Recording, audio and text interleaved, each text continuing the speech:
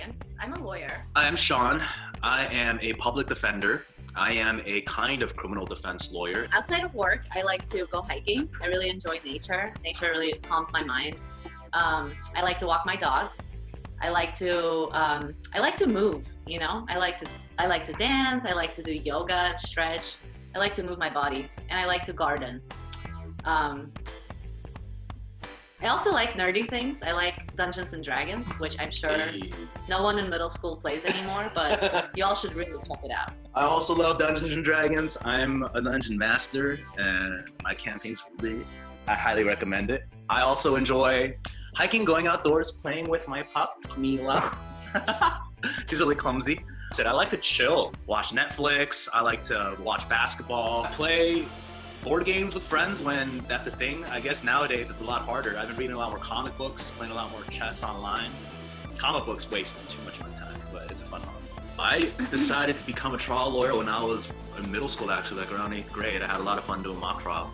Mock trial, yeah, so that's when it's kind of like theater, and it's kind of like debate where you get a pretend make-believe case, where somebody acts out the role of the lawyer, another person acts out the role of the defendant, and then you play out this case on both sides, both the prosecution, which is the one suing or bringing the case, and then the defense. So that was my introduction to this whole world of, and if you've seen Law & Order, if you've seen movies where they argue in court, it gives you kind of an idea of what it looks like, but it was fun pretending to be that, wearing the suit and going to court, but that's how I kind of got introduced to it in school. I had great teachers.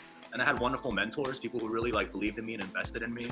So that was a wonderful atmosphere growing up, all through the LA public school system, to have these great teachers kind of put in time to make me, I feel good at it, feel confident, I guess. The thing that helps me being a lawyer most was when I worked as a teacher after college for 2 years. And being a teacher really taught me how to make someone understand something that I'm explaining to them and speak more clearly, and also how to speak in front of a crowd, which a lot of people are nervous about, but it's just a practice thing. You know, you get that feeling in your stomach, but then you just do it, and the next time it's easier. So I think that you can have many different jobs in your life, and I think education will help you with each one of them. I had a lot of acting background, and I guess theater electives are really helpful, surprisingly, when it came to being a lawyer, because I also struggled with confidence issues, and I guess in acting, you really learn how to fake it until you make it. You just pretend to be somebody else who, I guess, and it helps a lot to try on different personalities until I felt comfortable in my own skin. So that was really fun, doing theater projects and electives. And in law, it involves a lot of that, a lot more than I thought it would, actually. Otherwise, I interned at a lot of law offices when I was in high school, just to kind of dabble in it to see what I liked. I moved to the United States when I was 11, actually. So when I was about to start 6th grade, that's when I moved here. And I'm originally from Russia, from Moscow. But because I moved here back then, I speak English really well now. But when I first moved to the US, I moved to Illinois, and I was one of the only immigrants in my school. So I couldn't really speak English, and that was really hard for me in the beginning. I remember not doing well in my classes and just not knowing what was going on. Oh, I'm sorry. I'm distracted because my dog is right here, and she just really wants me to play with her, but I'm gonna ignore her. So when I was in middle school, I guess what I want to say is in the beginning, it was pretty hard, but I had a good ESL teacher who basically helped me learn English. And once I learned English, I was still really shy. You know, it was not easy to come to a new school where I didn't know anyone. So I just kind of hung back and tried to get to know my surroundings. And I would say by 8th grade, I was pretty comfortable and I became more outgoing. I grew up in LA. I grew up in a small town actually called San Gabriel, which is a suburb of East LA. So a lot of the folks in my school were predominantly Asian and Chicanos. Middle school experience was pretty fun from what I recall, actually. I was pretty into Yu-Gi-Oh when I was in 6th grade, and I kind of hung out with a lot of nerds. I was a big kid too, so I mean, I was cute. I loved eating, I remember. So I just lunchtime was great. I would snack on elotes. These are these corn with a bunch of mayonnaise. And anyway, I splurged on a bunch of really nasty junk food, ice cream trucks, all that. I just remember 6th grade being a splurge year where I made a lot of new friends. 7th grade is when things I remember got more interesting. That's when we started having electives. That's when I started dabbling in orchestra. That's when I started playing around with mock trial, speech and debate. And that's really how I kind of explored initially my job. So that was interesting. Now that I think about it, it kind of started way back when I was 13. I defend people who are accused of committing crimes. a lot of different people can be in that situation. Doesn't mean they're a bad person. It's a very interesting job because I get to know my clients really well, and I help them tell their story and just I protect them. So I get very close to my clients like that. The local government, for example, your city, and they run something like the jail or the police department. And the people that work for the police or the jail do something really, really bad to someone. I'm the person that goes after them and sues them in court and tries to make them pay a lot of money to that person. And that's called being a civil rights lawyer. My clients usually can't afford a lawyer. Or if somebody is under arrest, they have the right to remain silent. And if you can't afford a lawyer, they will provide you with one. And I'm that guy. So my day-to-day usually involves a lot of talking to clients about their cases and about what to expect. Most of them are usually really scared or don't know what to expect. So they appreciate having some kind of roadmap to follow. And other times I'll speak in hearings. And usually that's in court, but nowadays that's mostly like this through video. I'll usually wear a suit, maybe suit pants, usually just shorts and you can't tell. So Nice. a lot of arguing in court, virtual court, talking to clients, reading up on the law, sending emails, that stuff. Maybe I'll do something else in like 5 years, you know? It's kind of something that you figure out as you go, for me at least, because I really like my job, and it's a really important job.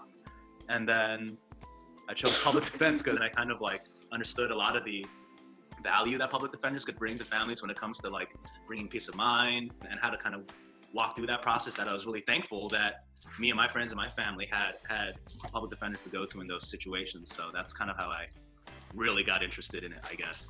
Public defense especially. Because I put in a lot of hard work in middle school, I was better at understanding and working hard, and I had that habit of working hard in high school. And then the more you do it, the kind of better you get at it. It's kind of like a practice thing. And I would really encourage everyone to really try to find a subject that you really like and learn more about it. It doesn't have to be a subject in your classes that you have to take. It could be any subject. But once you get really curious about it, you find out that it's actually easier to concentrate on what you're reading, to concentrate on what you're watching. And you can sort of try to apply that same focus once you find something you like to other things that you don't like doing that much, just because you know that it'll help you. Really going to college and then going to law school, which is an extra school after college, is really what opened up so many different opportunities for me. Coming not only from Russia, but we came from Armenia, which is it's a very small, very poor country that used to be part of Russia. And my mom always had to fight really, really hard for everything that she got in her life. And so I always saw her working like insanely hard, like into the night, you know. And the reason we were able to move here is because of things that she did to make it happen. Not just parents, but other people in your life that are older and you think of them as wise. That you, not only you think of them as wise, but when you look at their life seems good, like they're not struggling. Those people, you know, they'll really tell you what to focus on. So I think that my mom being like really hard on me and making me focus like super hard on school and my future ultimately is why, and I'm doing something I not only enjoy, but also gives me enough money to have a house, right? And not to be struggling. My mom is also an immigrant. She came from Taiwan, and first of her family come over to the States. I'm the first American in my family. My mom came from a village with no running water, no electricity, on the bottom tip of Taiwan, right on a beach. So like from a village to the city of LA is a really big change. And parents who come here for opportunity or for a better life for their kids, there was this expectation that I felt when I was growing up that I really had to do good in school and really kill it when I started getting a job and working, because I had to kind of make all of that worth it, like all of the work that they put in for me. And that caused some anxiety, but I think that was also really good. It showed me how to really work with pressure at a young age that I look back on, and like it really helped me grow a lot faster. It was really hard though, but I think it really helps because some people don't get that kind of pressure when they're young, and it's a lot more difficult to learn how to work with that when you're older in some ways. So I think as an immigrant, with those special expectations, sometimes being the first to go to college, being the first American, being the first white collar professional, you know? So those are all really interesting, I guess, expectations that you bear, which can make it harder, but it also makes it more special, I think. It makes it more rewarding in a lot of ways. It makes me feel better about myself when I feel when I do something good, and it makes me easier on myself sometimes too when I know I'm having a hard time. But I'm the first to do it for my ancestors. If I could talk to my middle school self, I would say that I'm happy that I tried a lot of different things, first of all. So I guess middle school is a great opportunity for you to really start dabbling in different things that you can continue in high school. I had some great friendships in middle school, 6th through 8th grade for me. So I'm thankful that I actually still do have some friends from middle school that have stayed with me all these years. I'm almost 30. So it's kind of a trip to have people stretching all the way back to that part of my life, and you can know that some of the people that you're hanging around are going to be with you for the rest of your life, and that's a pretty cool gift too. 6th or 8th grade was fun. It was really fun. Yeah, it's the opposite of me. I think that some kids, especially now during the quarantine and being at home, will really struggle with the same things the adults and everyone is struggling with, like loneliness, feeling like no motivation at all, you know, just feeling really sad and scared, and you know, but those feelings are felt by middle school students even when they go to school in person. That's how I felt in middle school. So I would just tell everyone that your education is really your future. That's really you saying, I have a plan in my head. My future is going to be better. Like, I want to do something cool, and I'm going to do it one step at a time, and that's focusing on my classes. What are you curious about? And now you have the internet. So watch a documentary, you know, about anything that interests you. And then look up the Wikipedia article, and then just keep going in different directions, because you're learning that way, and you get excited about learning about things that interest you. And then once you practice that, you'll be better at learning things that are boring, but you're just doing that to get a good grade and get ahead in life. So just practice it on things that make you feel excited.